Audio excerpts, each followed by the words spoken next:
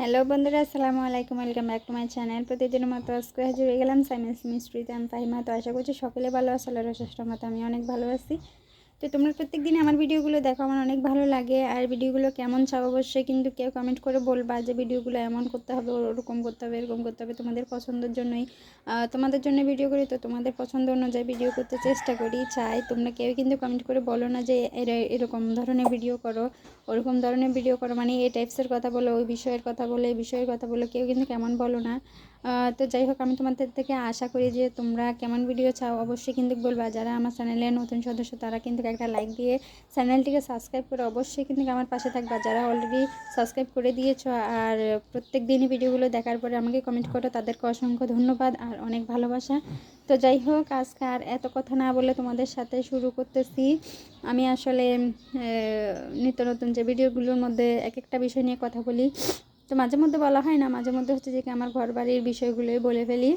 তো যাই হোক, প্রত্যেক দিন তার মাথার মধ্যে কোনো কথা আসে না।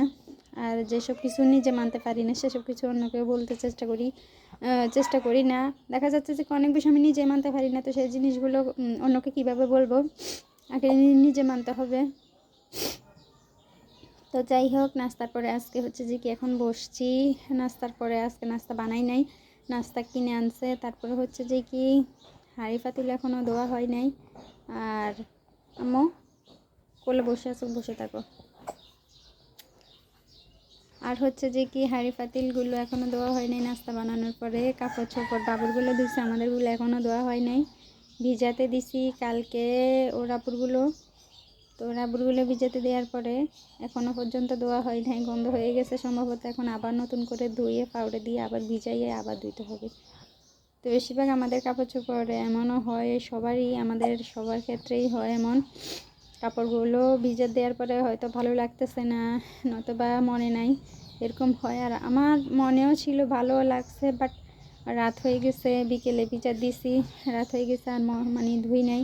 আর বিকেলের দিকে একটু কাজ করছি, তাই বিকেলে সাথে সাথে ধুইতে পারি নাই। আর সাথে সাথে ধোয়ার মানে কাপড়ও না, এগুলো জিন্সের শার্ট প্যান্ট, এগুলো কখনো মানে সাথে সাথে ধুইলে ময়লা উঠে না, তেমনটা কষ্ট বেশি হয় আর কি উঠাইতে। আরও ঠান্ডা পানি দিয়ে ভিজা দিছি। তো যাই হোক, আমাদের বাড়িটা অলরেডি অনেকটা গুছানো হয়ে যাচ্ছে। তো আর হচ্ছে যে কি মাটি কাটার পরে হচ্ছে যে কি ঘরটাকে একটু গোছানো, ঘরের মানে আসবাবপত্র একটু নাড়াচাড়া হবে, এখান থেকে ওখানে নিতে হবে, এটাই। আর আমরা যে রুমটাতে থাকি সেই রুমটা হচ্ছে যে কি আমরা যে রুমটাতে থাকি সেই রুমটাতে আর থাকা হবে না, আমরা চলে আসবো আরেকটা রুমে।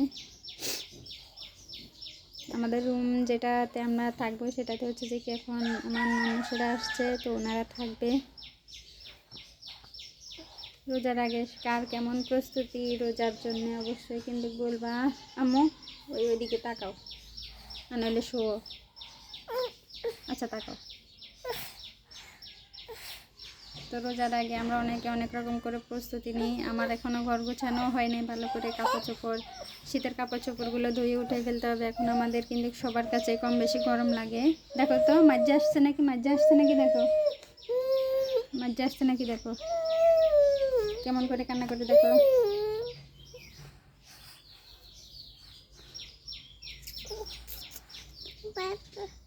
হ্যাঁ, ব্যথা পাইছি, তোমার জন্য এটি ব্যথা পাইছি। তো কেউ বলবা যে আম্মু ওদের সাথে একটু কথা বললি, তোমার জন্য পারি না, তুমি কথা বলবো ওদের সাথে। কি ব্যথা দেখি কি করবা, দাও ব্যথা দেখো। আম্মু ব্যথা পাই না। উফ, ওই মেয়ে আমার মেয়েটাকে গরু, ছাগল, হাঁস, মুরগি, বিড়াল এসব কিছু দিয়ে যদি বসায় রাখে তাহলে আমার মেয়ের আম্মুর কথা আর মনে পড়ে না, বাবার কথা মনে পড়ে না, কোনো কিছু লাগবে না। এখন তো আবার রাতের বেলা চাঁদ দেখার জন্য ওকে নিয়ে বাইর হইতেই হয়। তো ছাদটা ডুবে গেলে এখন আর কি করব সেটা চিন্তা করতেছি। ছাদ একটু মেঘের আড়াল হইলেই কিন্তু চিল্লাপাল্লা শুরু করে দেয়, চান কই আম্মু, চান কই আম্মু, চান কই। তা আমরা বলি চাঁদ, ও কার থেকে শুনছে সান, হয়তো ওইটাই বলতে সহজ লাগে সেজন্য ও সাদ বলে। আমরাও কম বেশি সানই বলি, আঞ্চলিক ভাষার সাথে মিলে আমরা বলে ফেলি, কিন্তু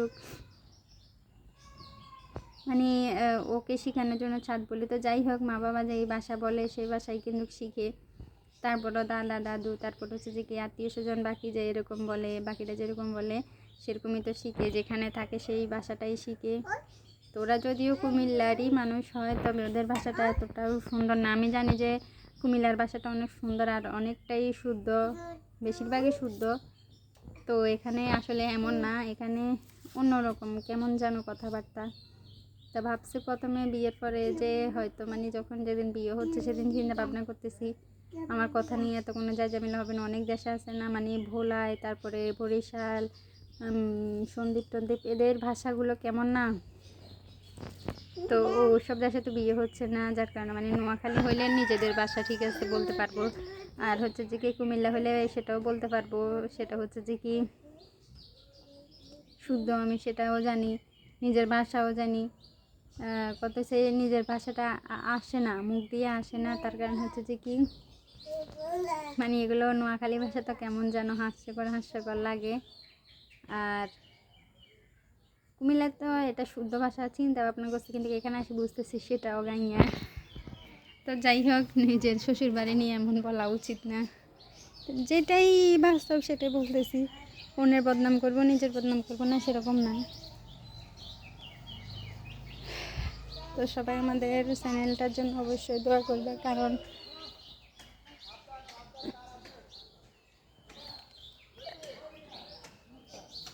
ওর আব্বু কাজ কাটতেছে, দেখো কোথায় এই বড় করে গেছেটা।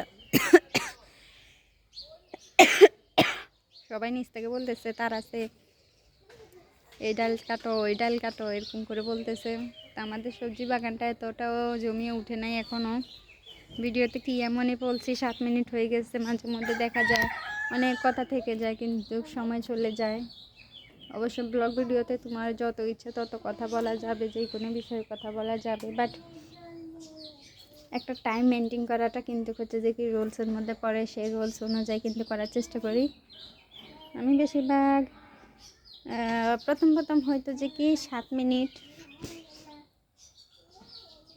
6, 7, 8 প্রথম ছিলাম। এরপরে হচ্ছে যে কি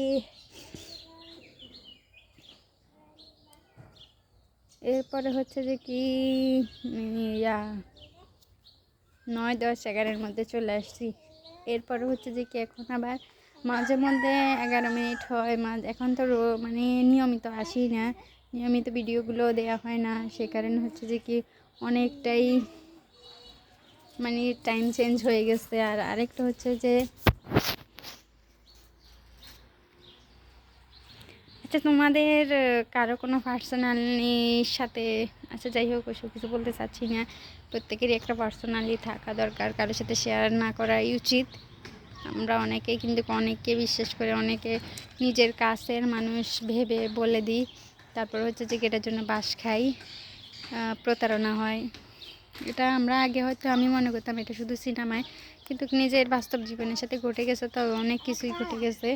অনেক মানে আমি অনেক কিছু খেয়াল করছি নিজের বোনকেও, অবশ্য আমার মায়ের পেটের না, তবে আমার যেরকমই হোক বোন, তাকে বলছি, সে আমার কাপড়টাকে, আমি তাকে বোন হিসেবে মানি। তোমরা তো জানোই, আমার যারা আগের ভিডিওগুলো দেখছো তারা তো জানো যে আমার আব্বু পূর্বে বিয়ে করছে, তো সেই ঘরেরই সন্তান। আসলে আমি এখনও পর্যন্ত জানি না যে কি সে আসলে আমার পরিবারের অনেকে, আমার পরিবার বলতে আমাদের ভিতরে সবাই বলে, তো আমি তো এখন আর এত ছোট না যে আমি কারো আকার ইঙ্গিতের কথা বুঝতে পারবো না। তো অনেকে বলে এটা আসলে তোর আব্বুর মেয়ে না, এটা হচ্ছে যে কি মানে যে মহিলাটাকে বিয়ে করছে সেটা হচ্ছে যে কি ওনার কোনো মেয়ে, মানে আগের এমন ঘুরানো পেছানো এসব কথা কানও দিতে চাই না, কারণ আমার আব্বু যদি মেয়ে মানে তাহলে হচ্ছে যে কি আমাদের বোন অবশ্যই মানতে হবে। তো কোনো হিংসা বিভেদ রাখতে চাই না, এটা মনের থেকেই কথা বললাম। তো এমন বোনটাকেও চিন্তা করে একজন ভাইয়ের চেষ্টা করে তার আরও একটা সহযোগী থাকুক, মানে মানে সে একটু বল পাবার জন্য ওর আরও একটা ভাইয়ের প্রয়োজন। ও যেরকম এরকম মনে করে, বা ওর একটা বন্ধুর প্রয়োজন, ভাইয়ের মতো বন্ধুর প্রয়োজন। একটা মেয়েও কিন্তু প্রতিনিয়ত চেষ্টা করে তার একটা বোন থাক, সে সহযোগিতা পাক, বা তার একটু সাপোর্টের প্রয়োজন। একটা বোন থাকলে মেয়েরা অনেক সাপোর্ট পায়, আসলে অনেক পায়, হেল্প হ্যান্ড হিসেবেও পায়, মনের দিকেও পায়, সান্ত্বনা স্বরূপ একজন মানুষকে পায় যে সান্ত্বনা দিতে পারবে এমন। তো আমিও ওরকম ভাবতাম ওকে, কিন্তু আসলে ও সুন্দর ভাষায় হাসি মুখে কথা বলে মানুষ, মানে মানুষের সাথে অবশ্যই সবাই হাসি মুখে কথা বলতে পারে, কিন্তু আমার সাথেও হাসি মুখে কথা বলে কথা ভিতর থেকে বের করার পরে সেগুলো আমার বাবা মাকে বলে দেয়। এমনই তো, নিজের মা থাকলে হয়তো এগুলো বলতো না, আর ওদের কাছে হয়তো থাকা হইতো না। তবে যাই হোক, ওর পাপ পুণ্য ও বুঝার মতো বয়সে আছে, আমিও আমারটা বুঝার বয়সে আছি। ও যদি নিজের ইচ্ছাতে করে থাকে তবে ওর গুণার বোঝা ওই টানবে, আর না বুঝে যদি করে থাকে তাহলে হচ্ছে যে কি আল্লাহকে ক্ষমা করে দেখ, আর হেদায়েত দেখ, বুঝার মতো তৌফিক দেখ। তো আমার মেয়েটা চলে যায় বারবার, হয়তো তোমরা এই কথার মানেটা বুঝতে পারো নাই।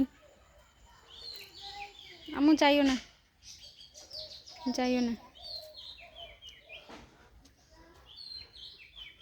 মানেটা বুঝতে পারতেছে না, তবে তারা বুঝবা যারা আমার আগের ভিডিওগুলো, একদম শুরুর ভিডিওগুলো দেখছো। তো আজকে এ পর্যন্ত, সবাই সুস্থ থাকবা, ভালো থাকবা, আল্লাহ হাফেজ।